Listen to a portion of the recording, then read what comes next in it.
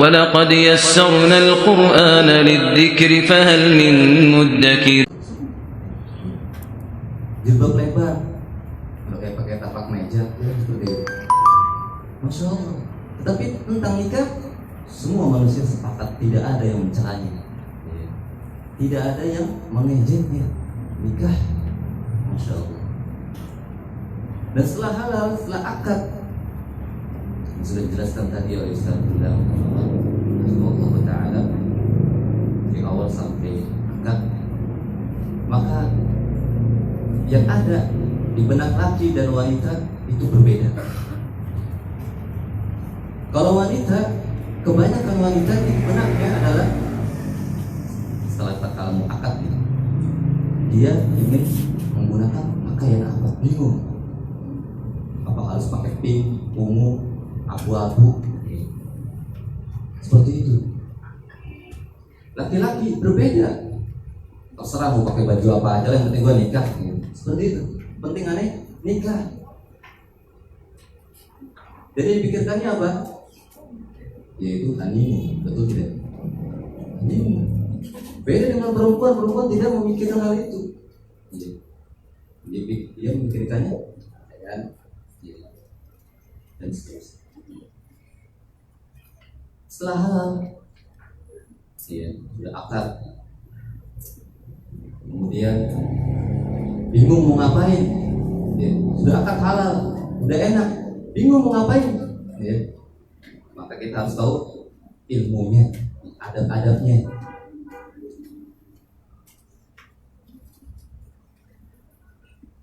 Yang pertama, yaitu adab-adab pada malam pertama. Kita harus tahu ilmunya. Jadi kita tatkala sudah resmi jadi suami dan istri, kita harus tahu adab-adab pada malam pertama. Karena apa? Karena kalau kita tidak tahu ilmunya, besok bisa langsung cerai. Bisa. Dan ini banyak kejadian, baik di negeri ini maupun di Timur Tengah. Bahkan di Mesir, seorang dia menikah, laki-lakinya baik, perempuannya juga baik. Kita harus tahu psikologi wanita. Apalagi dia seorang muslimah, apalagi dia pakai cadar, yang dia tidak disentuh oleh laki-laki yang lain. Dia tidak pernah bersentuhan dengan laki-laki yang bukan mahram. Kemudian yang lakinya ini dia harus sabar. Tadi sudah menahan kejombloannya bertahun-tahun. Jombloannya bertahun-tahun. Ada yang 5 tahun, ada yang 10 tahun, ada yang 15 tahun mereka menahan. Maka jangan langsung seperti harimau menerkam zebra makanannya. Dia dapat pala, ditarik. Dia dapat bokong, tarik. Dapat badannya, diambil badannya. Didekap sama dia sekuat-kuatnya. Tidak seperti itu. Maka kita harus tahu psikologinya. Nah, laki-laki dan perempuan ini, perempuannya didekap oleh laki-lakinya dengan sekencang-kencangnya. Kemudian dia harus memecahkan selaput keperawanannya, yang artinya keluar darah. Dan ini tidak harus di malam pertama sebenarnya. Jadi maksa. Jadi seolah-olah itu harus di malam pertama, seharusnya sebenarnya tidak. Akhirnya apa? Si perempuannya trauma dan paginya udah cerai. Jadi banyak kasus di antara teman-teman itu ada seperti itu. Keganasan di malam pertama. Jangan ganas ya. Harus lemah lembut, adem ayem ya. Harus mutmainnah ya, enggak? Ibadah itu mutmain. Harus tenang. Sholat aja harus ada tumaninahnya, betul tidak? Apalagi nih nikah, apalagi di malam pertama, tenang aja. Slow aja bro gitu kan. Nah, adab-adabnya yang pertama yaitu sang suami mengucapkan salam kepada istrinya. untuk mengurangi rasa canggung di hatinya.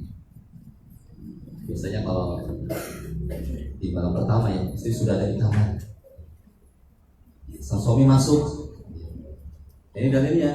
Anan Nabi sallallahu alaihi wasallam lama tazawwajaha fa arada an yadkhula 'alaiha sallam. Nabi sallallahu alaihi wasallam tatkala menikahi yaitu Ummu Salam, dan beliau ingin masuk ya, mendatanginya maksudnya. Beliau pertama mengucapkan salam, assalamualaikum. Ya. Kalau perlu pakai innal hamdalillah. Kelamaan Zat ya. Nggak ngebet ini ya. Sahabat ya. Lihat dia cakap oleh Nabi sallallahu alaihi wasallam. Itu yang pertama. Yang kedua, sang suami bersikap lemah lembut terhadap istrinya ya, dengan memberikan minuman atau sesuatu yang manis. Ini dalilnya yaitu dari Asma binti Yazid. Kalau beliau menghiasi Aisyah, ya, Aisyah didandani, ya. Kemudian tiba-tiba Nabi SAW datang, ya, datang. Kemudian Asma memberikan minuman dengan semangkuk susu. Kemudian bagi Nabi SAW, fasyariba summa nawalaha an Nabi SAW. Itu Nabi SAW minum susu tersebut, jadi habisi, sisain, ya sisain. Kalau sekarang nggak pakai mangkok ya, pakainya gelas, ya. Gelas. Jangan pakai teko, kebanyakan ya. Gelas. Kemudian apa? Disodorkan kepada Aisyah. Ya. Sisanya kasih ke istrinya. Kemudian Aisyah malu, ya. Ya, malu. Ustaz dia malu. Menundukkan pandangannya ke bawah dan malu dia. Wajar wanita malu. Masih gadis, ya kan? Malu, emangnya janda, ya kan? Kalau janda sudah biasa. Ya. Kalau masih gadis, malu, pemalu. Dan kita harus tahu psikologi wanita dalam pertama pasti malu. Dan kemudian yang ketiga adalah suami meletakkan tangan di atas ubun-ubun istri ya, sambil berdoa. Nah ini dalilnya. Idza tazawwaja ahadukum imra'atan aw ishtara khadiman falyaqul. Apabila kalian menikahi seorang wanita atau membeli budak, maka ucapkanlah apa? Allahumma inni as'aluka min khairiha wa khairi ma jabaltaha alaihi wa a'udzu bika min syarriha wa syarri ma fiha wa syarri ma jabaltaha alaihi. Ini doanya. Ya, ini harus dihafal kalau yang mau nikah. Kalau nggak hafal ya teks aja lah, contekannya kan. Seperti itu ya. Sebentar doain dulu. Doain pegang kepalanya. Ubun-ubunnya pegang. Baca ini. Allahumma inni astagfirullah. Terus selesai. Agar apa? Ya Allah, sesungguhnya aku minta kebaikan darinya. Yaitu kebaikan yang Allah ciptakan padanya, yaitu berupa wataknya. Ya. Kita nggak tahu sih kita wataknya benar-benar baik atau cuma acting, ya kan? Dia acting di luar, baik, masya Allah, akhlaknya zen, ya. Tetapi ketawanya nanti. Ya. Maka kita berlindung, ya, kepada Allah dari apa? Dari keburukannya, dan keburukan yang ada padanya, dan keburukan dari wataknya. Maka doa ini sangat luar biasa. Sama ya seperti kita, bukan hanya istri ya, yang beli mobil, ya, pegang depannya, ya, doa itu mobil. Kita kan nggak tahu keburukan mobil ya nggak? Baru beli mogok, ya, baru beli ban kempes, ada aja, dari doain, ya, doain dulu itu yang syar'i ya. Bukan disiram-siram ya, pakai kembang ya. Siram pakai kembang sayang banget ya. Dengan untuk kita mandi ya, biar wangi. Nah yang keempat, melakukan sholat sunnah 2 rakaat bersama istri. Ini sunnah. Dan ini adalah contoh dari para salafus saleh mereka mengajak istrinya sholat sunnah dengan langsung to the point, sholat dulu sabar, ya. Sholat dulu, ya. Sabar. Tadi ada mukadimahnya panjang, ya. Panjang. Dia langsung buka baju aja, ya. Ada yang seperti itu. Mas, ngapain mas kok buka baju? Nggak paham, perempuannya nggak paham. Laki-lakinya udah, ya, nggak connect nih, ya, gitu. Seperti itu. Jadi harus connect. Ya. Itulah kurangnya ilmu. Nah ini dalilnya. Tatkala Abu Sa'id, maka dari Abu Sa'id, tatkala beliau menikah waktu itu beliau menjadi budak. Jadi budak. Nah, kemudian tatkala mau sholat itu ada Ibnu Mas'ud, Huzaifah dan beberapa sahabat itu di sini sebutkan, juga Abu Dzar. Kemudian disuruh maju. Si Abu Sa'id ini dia kan budak, suruh dia maju jadi imam. Kemudian mengatakan, sahabat ini mengatakan, tidak butuh tidak alaihi ahluka, wassalli alaihi rak'atain. Apabila kau mendatangi keluargamu atau istrimu, maka sholatlah dua rakaat. Suruh sholat kita 2 rakaat. Sabar. Habis sholat apa? Yang kelima, siwakan. Dulu pakai kayu ya, siwak bisa dibeli. Boleh ke pakai pasta gigi ya, boleh aja. Boleh pakai pasta gigi ya. Pastanya gigi ya. Bukan tanpa odol, pakai odol ya. Biar wangi. Biar apa? Biar enak. Nah, sunahnya ini Nabi Sallam tatkala Shuraih bin Hani dia bertanya kepada Aisyah, bi ayyi syai'in kana Nabi sallallahu alaihi wasallam yabda idza dakhala baitahu? Qalat bis-siwak. Dengan suatu apa yang pertama kali Nabi sallallahu mulai tatkala dia masuk ke rumah? Yaitu apa? Dengan siwak. Siwak.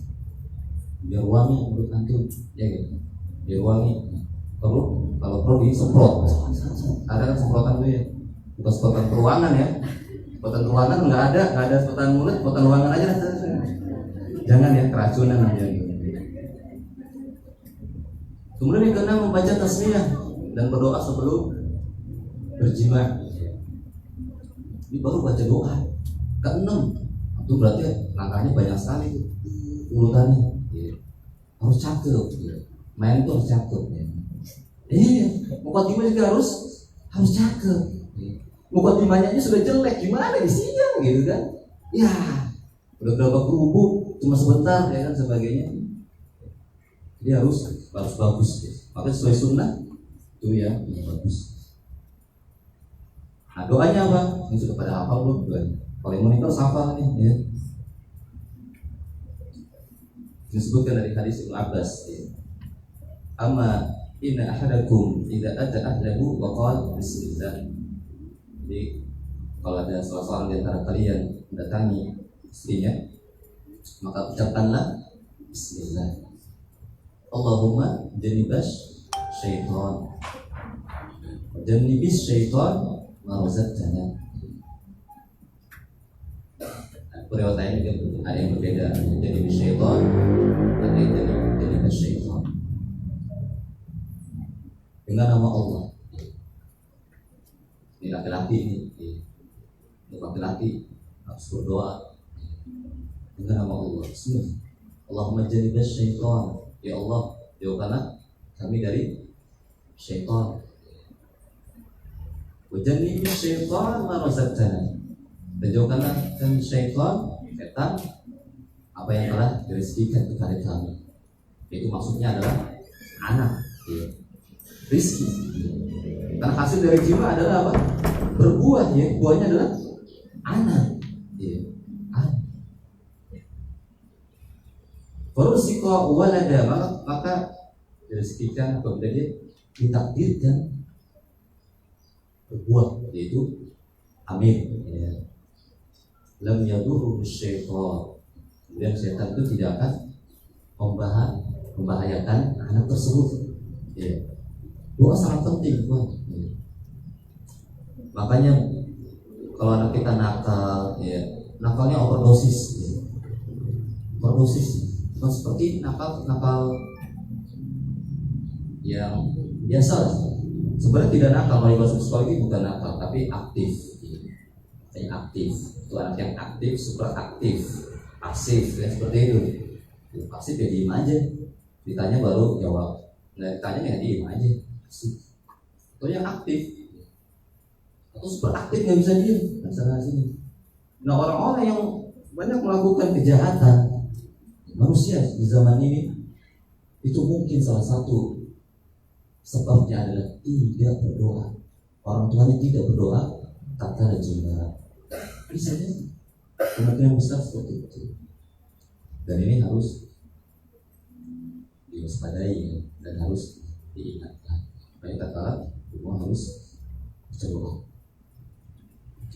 Setelah itu ada adab-adab berjima, ada adabnya. Yang pertama apa? Dianjurkan agar mencumbui istri sebelum berjima. Kalau ngomong ayal doang ya, sabar lah ya, sabar. Insya Allah dengan kesabaran nanti akan apa? Ya, sabar aja, hidup jomblo itu sabar. Sabar sendirian, sabar nggak ada boncengan, nggak ada sabar. Ledekin sabar, ya sabar. Karena semua orang pasti jomblo sebelumnya, betul tidak? Ini nggak mungkin tiba-tiba dia langsung kawin gitu kan, nggak mungkin. Ya, pasti jomblo dulu. Nah ini hadisnya, yaitu dari Jabir radhiyallahu anhu. Kalau beliau ditanya oleh Nabi sallallahu alaihi wasallam, "Matazawwaj?" Bagaimana wanita yang kamu nikahi? Kemudian dia mengatakan, "Tazawwaj itu sayyidah." Maka aku menikahi seorang janda.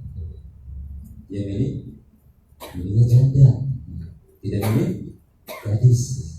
Kata Nabi sallallahu alaihi wasallam, "Faqal malaka wa lil adara wa li abiha." Bacanya dengan kasrah lamnya. Itu bermain-main. Kenapa kamu tidak menikahi al-adara? Adara itu jamak ya. Maknanya adalah al-adkar, yang artinya adalah para gadis. Kenapa kamu gak nikahin gadis? Yang kamu bisa bermain dengannya, berjumpa dengannya. Main apaan? Dijelasin oleh Ibnu Hajar Al-Asqalani di dalam kitab Fathul Bari. Kata dia ini karena wafi isar dan tidak mes. Dan ini merupakan isyarat ya, untuk memainkan apa? Lidah. Ya, main lidah. Jadi berjumpa itu memainkan lidah. Agar apa? Agar nikmati lidahnya, tatkala berjumpa atau berciuman. Jadi kita boleh tatkala berjumpa, ciuman. Ini jadi hayalin ya. Jadi hayalin ya. Boleh kita masukkan lidah kita ke istri, boleh. Ya. Boleh, makanya harus mulutnya harus wangi. Kalau bau, aduh mas. Ya. Jangan ya. Kayak wangi dulu. Kayak udah wangi, bismillah. Ya. Kasihan istri. Karena apa? Itu akan menambah keharmonisan. Ya. Apalagi sang istri sudah mencapai klimaks. Tahu klimaks? Tahu klimaks? Klimaks itu puncak ya. Jadi jangan lewatin puncak itu, ya kan? Puncak ya. Artinya dia sudah mengalami klimaks, udah keenakan, gitu. Udah enak, full enaknya, ya. Full enaknya, udah full enaknya, itu akan menambah keharmonisan rumah tangga. Ya.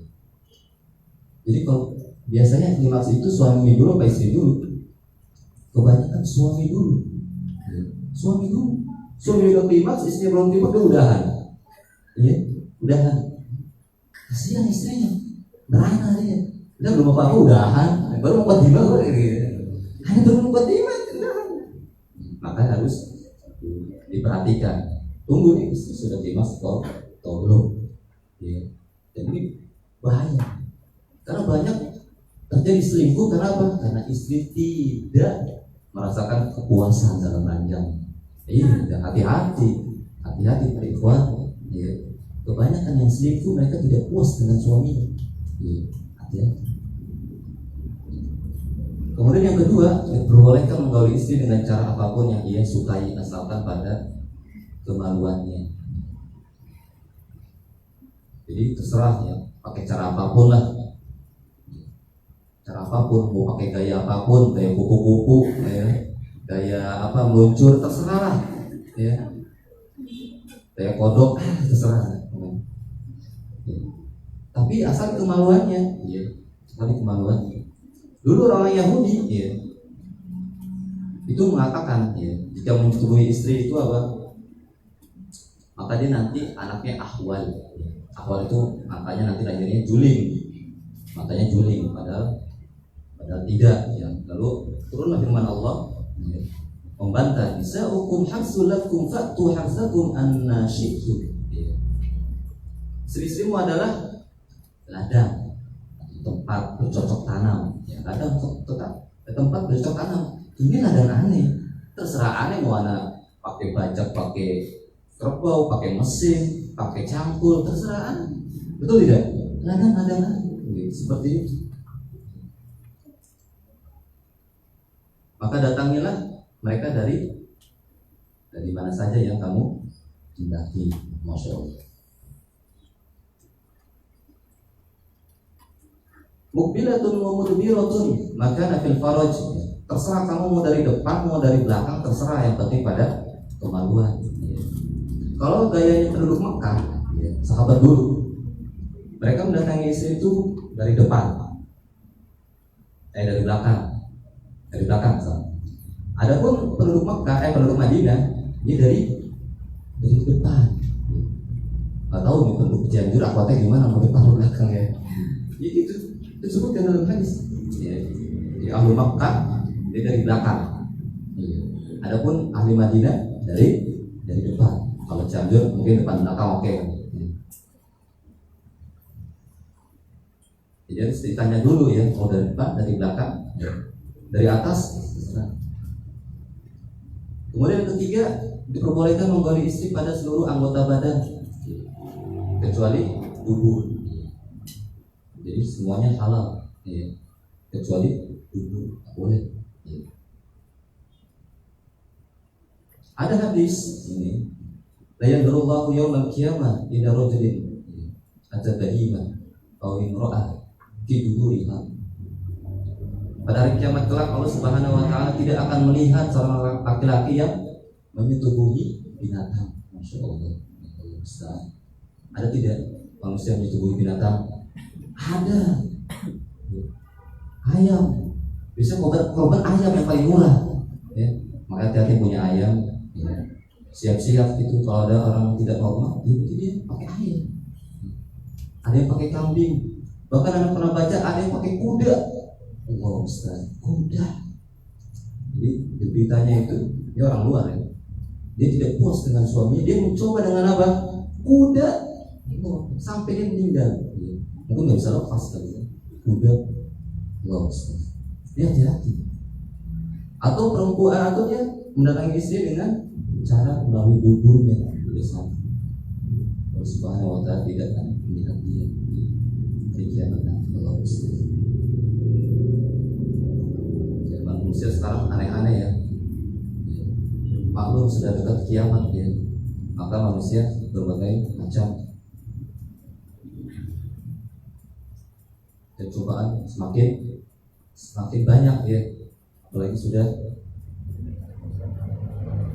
menjomblo bertahun-tahun ya, mau nikah nggak punya apa-apa umpamanya ya, maka itu cobaan untuk kita ya. Ya sabar insya Allah. Kemudian yang keempat, tidak diperbolehkan menggauli istri yang sedang haid.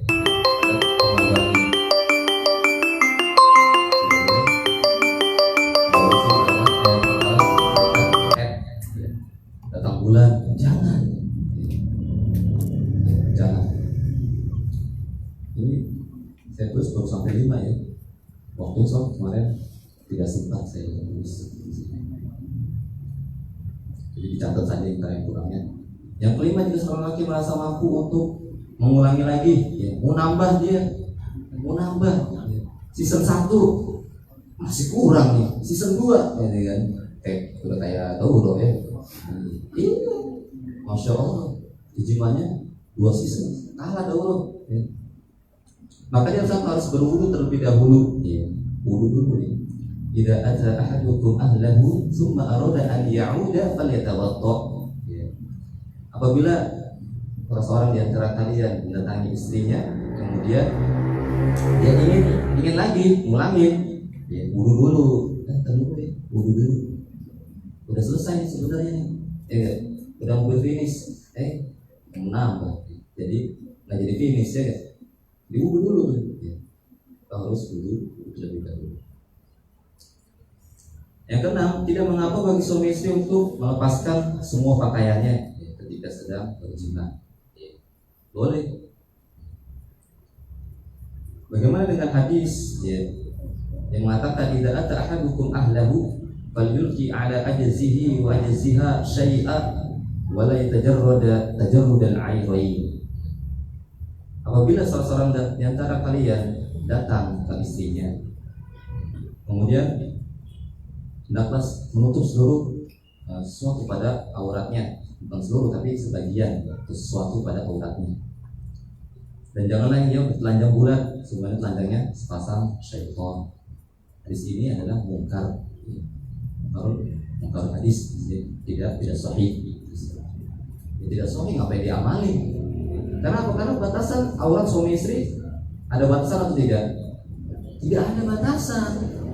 Gimana tuh mau jima ada batasan? Tidak ada batasan. Boleh melihat seluruhnya laki ke istrinya, suami istri, atau sebaliknya. Istri melihat aurat seluruhnya suami. Boleh, tidak ada batasan. Makanya hadisnya mungkar, tidak perlu diambil. Kemudian yang ketujuh, istri tidak boleh menolak ajakan suami untuk berhubungan badan jika suami mengajaknya. Untuk akhwat, kalau suami lagi ngebet nih, lagi ngebet, mungkin habis ngeliat akhwat cakep lewat, pun langsung naik, ya gak? Istri lagi masak, panggil lagi masak, panggil, tanggung nih masaknya, dikit lagi belum matang, matiin dulu, panggilan suami. Atau mau pergi belanja, nggak jadi belanja, udah wangi-wangi, nggak jadi tarik, mau masuk, mau berangkat, nanti ya mau berangkat, bisa kapan saja berangkat, belanja, tarik langsung. Jadi luar biasa. Nah, hukumannya apa bagi yang tidak mau? Idza da'a rajulu imra'atahu ila firashihi fa'abad. Nah, ini apabila seorang sudah ngajak istrinya, kemudian si istri tersebut apa? Enggan, antaj'ala 'anatha al-malaikatu hatta tusbih. Kemudian malaikat akan melaknatnya hingga di pagi hari. Pokoknya hati-hati. Pagi hari. Ini istri harus tahu, bagi suami lagi ngebet harus tahu. Apalagi suaminya kerja, kerjanya di pabrik, perusahaan, kantor, masya Allah, akhwatnya cakep-cakep, cakep-cakep. Mungkin dia lebih cantik dari istrinya, ya kan? Betul tidak? Banyak. Belum dia akan melewati di pinggir jalan, yang paha diumbar kemana-mana, gratis lagi paha diumbar kemana-mana. Betul tidak? Kita makan paha chicken aja bayar, ya kan? Bayar 10.000 satu, bayar. Ini paha gratis, dada gratis, ini kan. Kalau sama ayam aja bayar, kita megang dada ayam, bayar.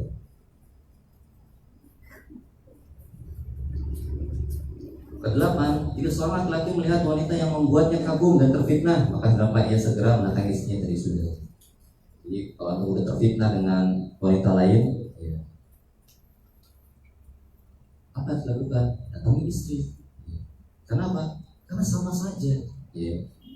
Perempuan itu sama aja dengan istri kita, isinya sama saja. Yang membedakan apa? Itu syaitan yang akan membedakan. mentazyin mata kita, ya, membuatnya indah. Ya. Jadi wanita lain dibuat indah. Sebab sebutan dalam hadis ini adalah kata terbaru fi surati syaitan atau terbiru fi surati syaitan. Sehingga perempuan itu kalau dilihat dari depan seperti syaitan, belakangnya seperti syaitan. Maksudnya seperti setan ini bukan takut setan, bukan gitu. Tapi indah, ya, dipandang, yang akan membuat nafsu kita naik, gitu. Ya.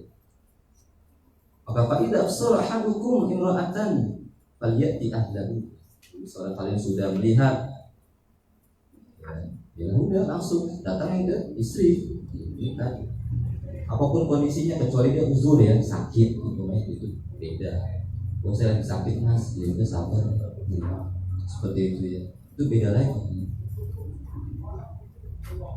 Kemudian yang ke-9, tidak diperbolehkan bagi pasangan suami istri menceritakan rahasia ranjang mereka berdua kepada orang lain. Iya, rahasia ranjang, rahasiain. Dia mentang-mentang pengantin baru, ya, cerita ke temannya yang apa maupun yang mau. Kita enak banget kawin ya. Ampun sel. Kenapa? Kenapa nggak dari dulu nikah ya? Ya. Tambahin lagi sama dia. Ya. Wah mantap sekali soalnya gitu ya. Gua sampai kalah gitu. Ini bahaya. Tidak boleh kita menceritakan rahasia ranjang. Ya. Itu rahasia kita. Yang tahu hanya suami dan istri kita. Ya. Jangan dibocorkan kepada orang lain. Itu rahasia. Rahasia.